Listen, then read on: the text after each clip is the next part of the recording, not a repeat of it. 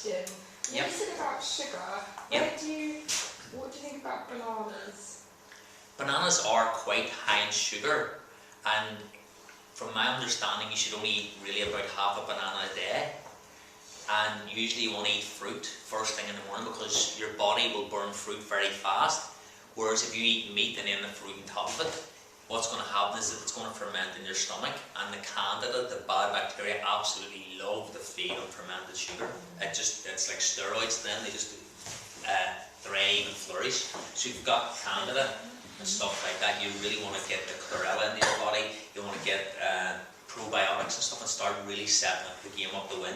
And again, if you want to do like a colonic and just flush your whole digestive tract out, get the bad stuff out, put the good stuff in, and then set up healthy eating habits as well as proper hydration.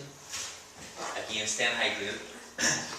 You know, the average adult, say for me, for my body says I need to drink 2 litres of water a day. If you're going to be a lot bigger, you need to end up taking a lot more.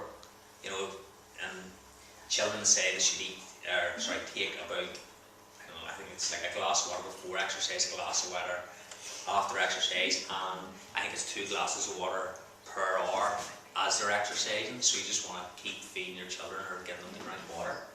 And again, if you can put in a high quality water filter that's plumbed in under your sink.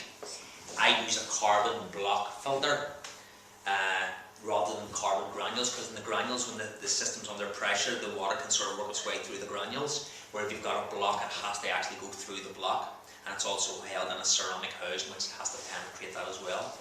But there are lots of different systems. You'll hear people saying about reverse osmosis, distilled water, and Kangen water, and all these different things.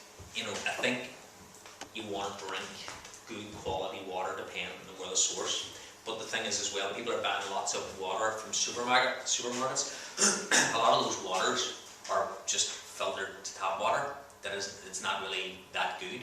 You know, I mean, you'll get proper spring water, but the bottles that they come in, a lot of them contain like really nasty toxic chemicals that are estrogen mimicking chemicals. So, you know, it's sort of like men start to develop breasts on them, and, you know, it sort of starts to interrupt your whole endocrine system and stuff. So, if you can not drink them, you'd be better avoiding them. But as a rule, if it's sat in the sunlight, those chemicals are going to leach far faster and far quicker. So, if you get a bottle, if you can keep it cool, keep it out of light, you know, you probably, and I've done this, I've been there before. You've been in the car, you have a bottle of water in the car, you've been out for the day, you come back and it's roasting hot, you drink it. And you can taste the plastic of it. That taste is just all those chemicals being released into the water.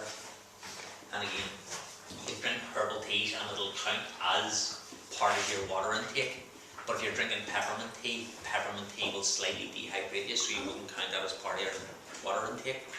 Or if you're drinking green tea is going to have a bit of caffeine in it, so it's going to take away from it as well, so you wouldn't really count green tea as part of your hydration or water intake. And what I do every single morning when I get out of bed, a pint of water, I then heat it slightly to take a chill out of it, so that if your body's at I'm not even sure what temperature your body's at, but if you take a pint of cold water and you drink it, it's such a sort of shock to your body first thing in the morning, that if you heat it up, take the chill out of it, and then add lemon juice.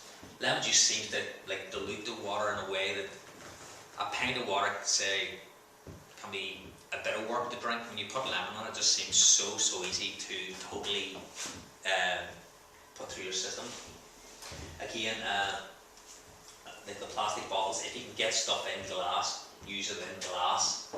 And the teas, normal teas, coffees and fizzy drinks, they're very acidic. When I travel or I'm out or I'm away somewhere, I'm at a function, I'll drink the ordinary tea. But by choice, when I'm back home, I'll drink the rooibos tea, or I'll drink the herbal teas, I'll drink the water with lemon. And if you aim, I mean, some days I don't get 2 litres, some days I only get a pint, and then I don't get a chance to get the water again. But as soon as I realise it, I then go back and I start to actually drink the water again. But sometimes you're not going to do that, but just if you're aware, you can do that as often as you possibly can. With the